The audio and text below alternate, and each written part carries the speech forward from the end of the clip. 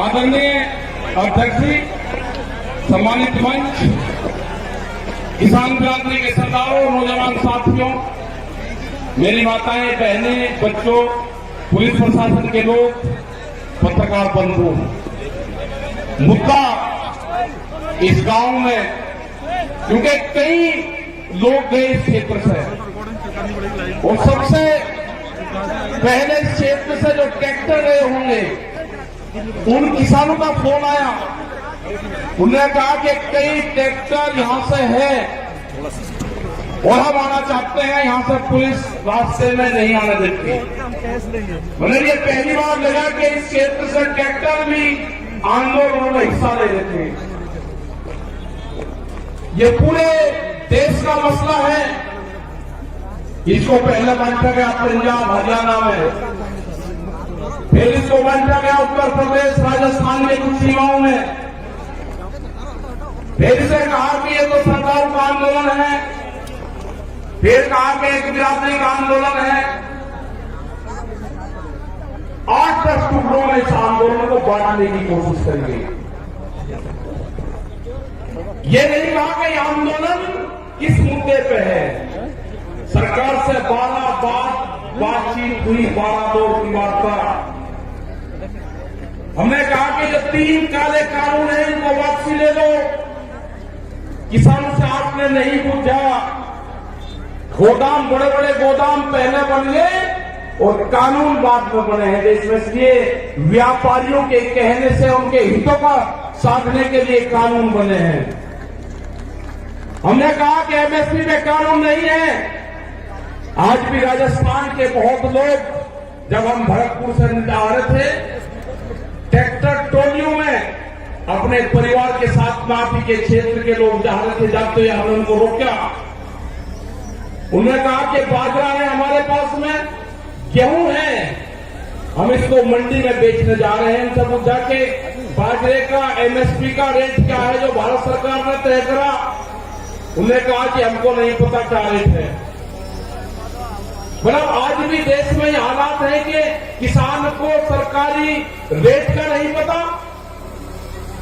मंडी में उसकी बोली लगती है। जो किसान अपने घर से अनाज लेकर चला गया, व्यापारी उसकी बोली लगाएगा, उसको उसकी कीमत का नहीं पता कि क्या मिलेगा।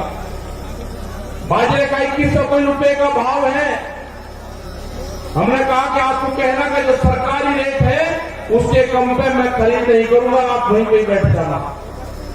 वो 1100 से 1200 रुपए में बाजरे को बेच पाएगा किसान, 1400 और 1500 रुपए में गेहूं को बेच पाएगा। जब उसकी फसल 1 महीने बाद में उसकी फसल आ जाएगी, उसके घर में अनाज रखा है, उसको बेचने गया है। लड़ाई यही है। लड़ाई किसी जाति की नहीं है। लड़ाई है कि एमएसपी पे कानून बने। मिनिमम सपोर्ट प्राइस जो है 1975 रुपए से कम पे गेहूं का भाव नामित हो। वो चाहे सरकार खरीदे या कोई व्यापारी खरीदे, उसके कम पे खरीदना हो। 2100 रुपए के आसपास का बाजरे का रेट है, बाजरा उसके कम पे खरीदना हो। मक्का 1700-1800 रुपए का रेट है, उससे कम पे खरीदना हो। धान 1800 रुपए से कम पे खरीदना हो। ये है कानून। इसके लिए लड़ाई वहां पर चल रही है। 100 दिन के आसपास लोग आ रहे हैं। सरकार तैयार नहीं है। सरकार ने कहा कि किसान की जब फसल की कटाई होगी, किसान अपने खेत में आ जाएगा, आंदोलन अपने आप खत्म हो जाएगा।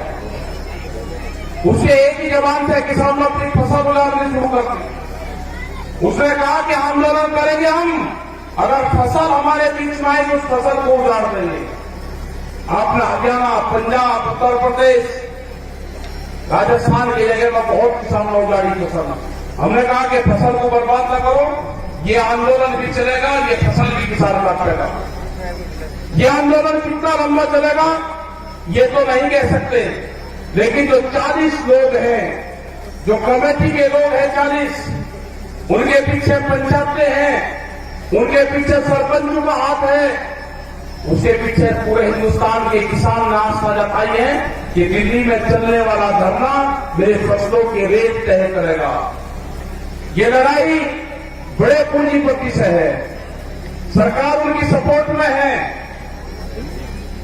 ये लड़ाई वही है जो जमींदारों के खिलाफ होती थी। ये लड़ाई वही है जो राजाओं के खिलाफ होती थी। वो लड़ाई भी अनाज की लड़ाई थी, ये लड़ाई भी अनाज के रेट की लड़ाई है।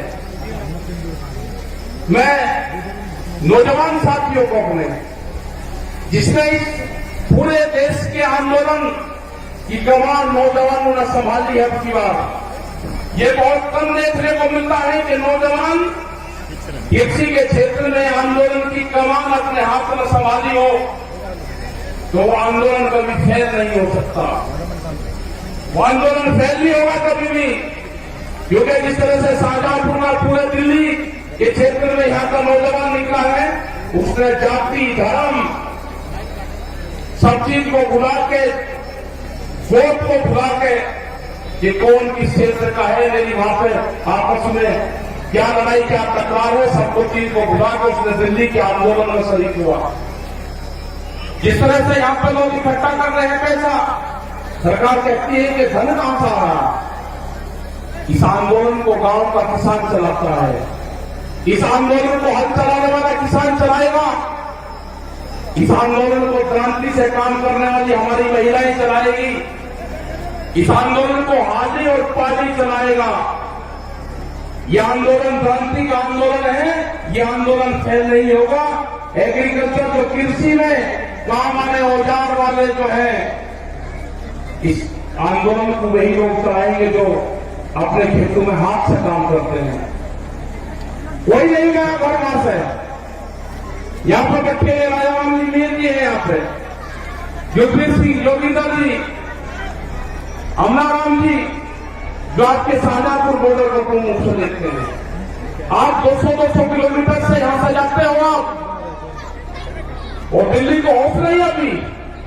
कई लाख आदमी दिल्ली के चारों तरफ को है, और दिल्ली फिर कान खोल कर सुन ले, ये ट्रैक्टर भी वही है, ये किसान भी वही है। आप ज्यादा तानाशाही दिखाओगे, ये किसान अब की बार में ज्यादा तादाद में दिल्ली में जाएगा, ज्यादा तादाद में किसान जाएगा। यहां की फसल कट जाएगी हमारी 1 महीने में। ये कह रहे हैं कि किसान ट्रैक्टर से नहीं आएगा दिल्ली, ये किसान दिल्ली ट्रैक्टर से ही आएगा। जब इसको दिल्ली कोच करेंगे, ये किसान अपना ताम झाम लेकर आएगा। हर क्रांति होगी देश में। खेत में चलने वाला हर औजार वो साथ लेकर आएगा। जब जब भी बड़ी बड़ी लड़ाइयां हुई, उसमें साथ लेकर चला है। वो जानते हैं ये कौन सा क्षेत्र है। ये बेहद क्रांतिकारियों का क्षेत्र राजस्थान। बड़ी बड़ी लड़ाइयां यहां पर लड़ी गई, ये किसान पीछे नहीं हटेगा। जो मेरा नौजवान साथी है वो पीछे नहीं हटेगा। अपने खेत की मिट्टी को जब दिवाली होली अब आएगी, दुल्हनी आएगी, रंग नहीं लगाना आपकी बार। अपने गांव की खेत की मिट्टी अपने शरीर पे लगा देना, उससे अपने शरीर को टच करवा लेना अपने खेत की मिट्टी से। जब आप दिल्ली लड़ने जाओगे अब की बार, अपने खेत की मिट्टी अपने साथ लेके जाना। हो सकता है कि वहां से आपका गांव आपके याद आए। जब मिट्टी आपके साथ में रहेगी तो गांव याद नहीं आएगा आपके। अपने खेत की मिट्टी अपने पूजा स्थान में रखो। अगर ये आंदोलन में किसान फेल हुआ तो 20 साल में आपकी जमीनें नहीं बचेगी, इतना कर्जा किसानों के ऊपर आ जाएगा। सब लुटेरे आगे हैं, इन लुटेरों का मुकाबला होगा जेली और सांगों से, जो खेत में भूख हटाने के काम आते हैं। ये लुटेरे हैं, देश को लूटने आए हैं, इनका मुकाबला होगा, इनसे लड़ना पड़ेगा। पूरा दिल्ली को चारों तरफ से किसानों ने घेर रखा है। लड़ाई कितनी लंबी चलेगी ये तो नहीं कह सकते, लेकिन लड़ाई चलेगी, किसान जीतेगा। किसान हार कर दिल्ली से नहीं आएगा वापसी। सरकार कान खोल कर सुनना, दिल्ली की सरकार न किसान महकाम आएगा, न किसान वापसी आएगा। जब तक एमएसपी में कानून नहीं बनेगा, 3 दिन वापसी नहीं होंगे। और भी बहुत से भी लेकर आ रहे हैं, जब तक किसान वापसी नहीं होगा। जो मेरे बुजुर्ग हैं, उनका जिस तरह से साथ मिल रहा है आंदोलन में, उन्हें जिस तरह से नौजवान साथियों कहा कि आप चलो आंदोलनों में, हमारे अध्यक्ष यहां पर बैठते हैं, 90 साल से ज्यादा उम्र इनकी है, कह रहे कि आंदोलन लड़ाई लड़ो, आंदोलन करो, दिल्ली चलो। तो यही सारे नौजवानों का, सारे युवाओं का, सारी महिलाओं का यही कहना है कि दिल्ली से वापसी नहीं आना। ये लड़ाई किसी जाति बिरादरी की नहीं है, ये लड़ाई किसान के अस्तित्व की है। इस लड़ाई को हमको लड़ना पड़ेगा, बहुत मजबूती के साथ लड़ना पड़ेगा। जाति, धर्म, गोट, खास ये सब छोड़ कर ये लड़ाई किसान और मजदूर की लड़ाई है। गरीब का अनाज तिजोरी में बंद ना हो, देश में भूख पे व्यापार ना हो, बड़े बड़े गोदाम बन गए, बड़े बड़े ताले लगेंगे, गरीब आदमी को रोटी नसीब नहीं होगी, कीमतें अनाज की उतनी बढ़ेगी। ये लड़ाई है रोटी तिजोरी में बंद ना हो, ये लड़ाई है व्यापारी के चुंगल में अनाज न जाए, ये लड़ाई है किसान को फसलों के दाम मिले। ये लड़ाई जारी रहेगी, आंदोलन हमारे जारी रहेंगे और हम पूरे देश भर में जाएंगे। पूरे देश भर में 24 मार्च तक के प्रोग्राम हमारे लगे हुए हैं अभी। उसके बाद आगे के प्रोग्राम लगेंगे, कह रहे वेस्ट बंगाल में कैलेंडर जाएंगे, आसाम में जाएंगे, वेस्ट बंगाल में जाएंगे, कर्नाटक और तमिलनाडु और महाराष्ट्र में भी जाएंगे। पूरे देश में किसान जाएगा। 40 लोगों की जत्थेबंदी है, वो जाएगी। और जब तक भारत सरकार कानूनों को वापसी नहीं लेगी, जब तक एमएसपी पे मिनिमम सपोर्ट प्राइस पे कानून नहीं बनेगा, ये किसान दिल्ली को नहीं छोड़ेंगे। आपने इतनी बड़ी संख्या में यहाँ पे आए, आपका बहुत बहुत धन्यवाद। यहाँ पे जो ये मैदान है, जो कुश्ती मैदान है, भैरव बाबा का मैदान यहाँ पे है, उनको नमन करते हैं। इस पूरे क्षेत्र को, जो पहाड़ी क्षेत्र में यहाँ पर प्रोग्राम लाए के 81 गांव में जो प्रोग्राम किया, आपका धन्यवाद। जय हिंद, जय भारत, जय राजस्थान।